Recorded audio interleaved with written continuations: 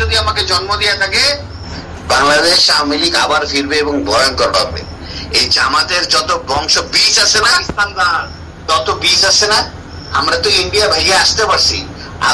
এই জামাতের যারা বীজ আছে এরা তো পাকিস্তানও যেতে পারবে না। পাকিস্তান যেতে হলে তো ইন্ডিয়া পাঁচ করে দিতে হবে, হ্যাঁ, এয়ারেও যেতে পারবে না, কোন দিক দিয়ে যেতে পারবে না, কোথায় যাবে? হ্যাঁ, আমরা তো সবাই বেঁচে আছি।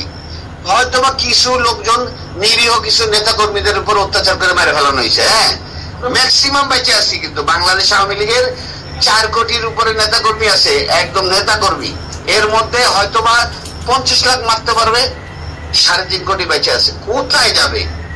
বাসা থেকে না, মাটির 50 হাত নিচে থাকলেও জামাতের চেয়ে ডেঞ্জারাস ভাবে ওদেরকে মৃত্যু দিব।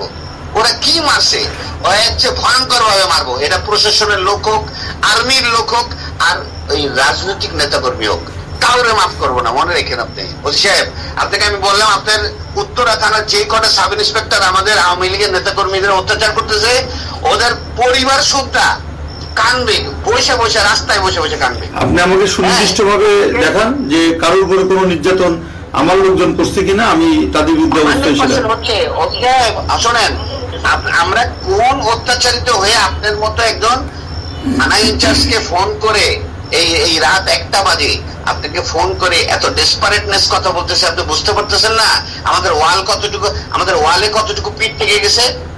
হ্যাঁ, আমরা কিন্তু মার্ডার মামলার আসামি, 47টা মার্ডার মামলা আসামি, জানিও না কয়টা মার্ডার করছি। হ্যাঁ, আমি কিন্তু জানিও না যে আমি কয়টা মার্ডার মামলা করছি, কিন্তু আপনারা আমাদের নামে একটি মামলাও কিন্তু পুলিশ বাদী মামলা না।